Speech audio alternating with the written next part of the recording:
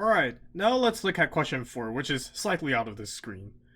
So in part 4a, we are given this new definition for an inner product created by the midterm makers, or finals exams makers, and we're supposed to try to see which properties of inner product hold.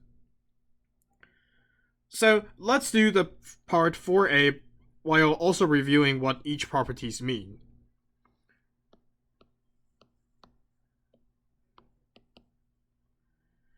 First, we have to deal with proving the symmetry of an inner product. The property of symmetry is such that for an inner vector and two arbitrary vectors, the inner product of x, y is equal to the inner product that is y, x. So let's try to see whether this is true. And for proving these properties, what we can first do is to write out what left-hand side and right-hand side each are. So in this case, the left-hand side, which is x bracket, y, is equal to this 2-1 transpose times 3x plus 3y. Notice that 3x plus 3y is equal to 3y plus 3x. This seems like a very rudimentary statement because we're just switching up the order of things in an addition equation, but we'll soon see why this is important. The inner product y, x, meanwhile, is equal to, we have this 2-1 transpose again, but times 3y plus 3x. Since 3y plus 3x is equal to 3x plus 3y, we can then say that the inner product x, y is equal to the inner product y, x. And remember that both the vectors x and y are some kind of arbitrary vectors here. So by proving for two arbitrary vectors and proving for all pairs of vectors, that symmetry holds. Now let's move on to the second property, which is linearity. Linearity might be a very familiar property because you have seen the exact same property in linear transformation. Linearity is a property that contains two subproperties. The first being that the inner product of alpha x, y is equal to alpha times the inner product x, y. And second of all, the inner product of u plus x, y should be equal to the inner product of u, y plus the inner product of x, y. If both of these properties hold for this inner product definition, then we'll say that linearity holds for the current inner product definition.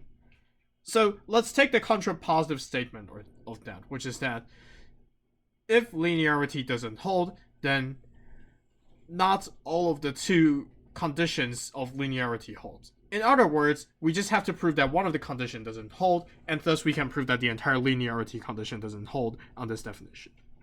But because this is a finals walkthrough, we'll try both statements and try disproving both of them. Let's work with the scalar multiplication property first. Inner product of alpha x, y is equal to 2-1 transpose times 3 alpha x plus 3y. Meanwhile, alpha times the inner product x, y is equal to alpha times 2-1 transpose times 3x plus 3y. And let's try to put the alpha into the parentheses where the vectors are added together. We'll get something that's different from what we've written above, which is still having the 2-1 transpose, but this time we're dealing with times 3 alpha x plus 3 alpha y, which is not equal to the inner product of alpha x, y. Scalar multiplication doesn't hold. Let's also try out the second subproperty of linearity. Now I'll calculate u plus x, y, which is equal to 2-1t times 3x plus 3u plus 3y. However, when I calculate the sum of u, y and x, y, I get something that is still slightly different, which is that 2-1 transpose times 3u plus 3y plus 3x, but plus another 3y, which is not equal to u plus x comma y. So unfortunately, this homogeneity subproperty of linearity still doesn't hold. Again, just as a reminder, we just have to prove that one of the subproperties doesn't work, but for the walkthrough purpose, we have proved that both of them doesn't work. Now let's move on to the last property, which is positive definiteness.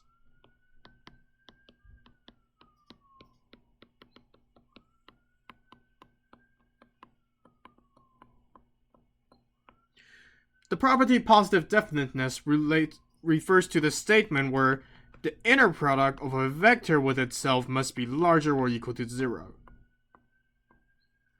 Let's try to prove this. So, let's try to get the inner product x comma x, where x is an, again, arbitrary vector. And that way we'll get 2, 1 transpose times 3x plus 3x, which will be equal to 2, 1 transpose times 6x. Which, by expanding it out, we can see that it's equal to 12x1 plus 6x2. However, if x1 is less than 0 and x2 is less than 0, then we get that the inner product of a vector x with itself is equal to something that's less than 0. Because the sum of two negative numbers has to be negative. And in this case, we have seen a contradiction from the positive definiteness property, and thus we must say that positive definiteness doesn't hold. Now let's move on to the last part of the question, where we're given a definition for inner product of two matrices that are both 2 by 2, and that this definition of inner product for matrices is equal to the sum of the corresponding components products in the two matrices. And given this kind of definition, what is the square of the norm of this matrix 2, 5, 6, 2? Let's have a few reminder, which is that the norm of an inner vector, the norm of a matrix in this case, is equal to the square root of an inner product of that matrix with itself.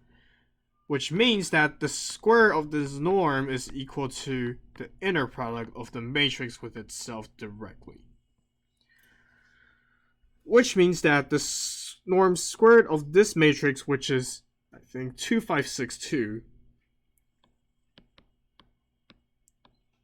is equal to the inner product of this matrix with itself, which is equal to 2 squared plus 5 squared. Well, let's actually write this out for clarification. So the inner product of 2562, comma 2562, which is equal to 2 squared plus 5 squared plus 6 squared plus 2 squared. Again, we're summing out the products of each corresponding components across the two matrices.